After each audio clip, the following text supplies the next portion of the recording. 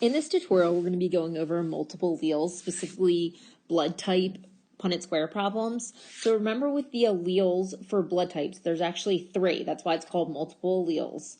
And remember they were represented with the I, and then the lowercase I was recessive. Well, instead of using that, we're just going to say A, B, and then the little I would be represented with an O.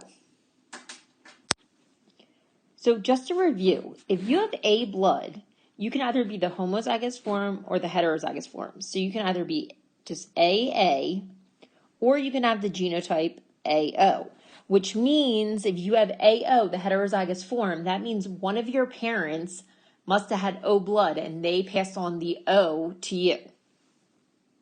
Now, if you have B blood,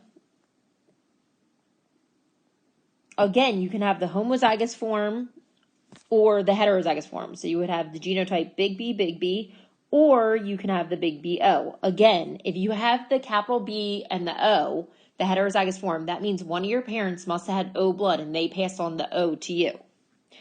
And then if you have AB blood, you can just write the genotype A and B. That also shows codominance.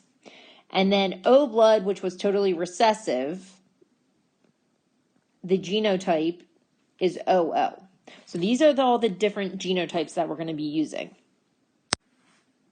So our first example says, cross a woman with AB blood with a male who has type B blood and his mother had type O blood. So that's important, this information about what his mother had, because his mother had OO, which means she had to pass on an O to this male, which means he has the genotype BO for type O blood.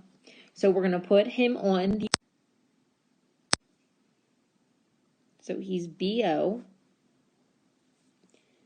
and then she was AB. Okay, you're going to bring everything together. It's not BA blood, it's AB blood. So I'm going to put the A first, and the A goes with the O because the O is technically recessive. The BB, and then the BO. Okay, so for the genotypic ratio, I'm just going to write all the ones that we have. So I'm going to start in the top left corner here. So I'm just going to write 1 AB, because we only have one of those. Then I'm going to move to the next one. We only have 1 AO, so 1 AO. Then I'm going to move here, 1 big B, big B. It does not matter what order you guys write these all in, and then 1 BO. So that would be the genotypic ratio. Phenotypic ratio then would be like, what type of blood do these people actually have? So the top left corner again, AB. So I would write, we only have one of those. 1 type AB blood. Then I move to the next one. 1 type A blood. Okay, so here's where it's a little tricky. Remember, BB and BO is the same blood type. So I'm going to write 2 type B bloods. Again, it doesn't matter what order you guys list these different blood types in. Here's an example of a probability problem. What's the probability of a child having B blood? So in this case, remember, we have 2 out of the 4. So 2 out of 4, or 50%.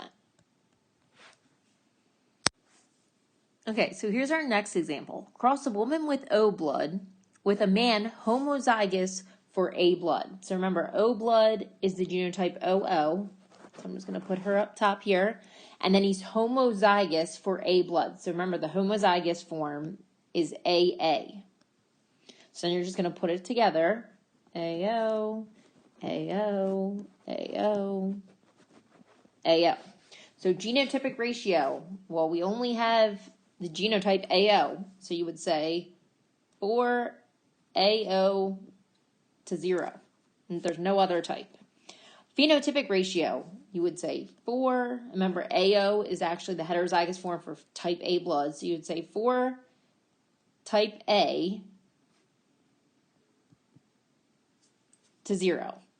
So then it says, what's the probability of a child having O blood? Well, it would be 0 out of 4 or 0%. Hope this helps. If you guys have any questions, please reach out.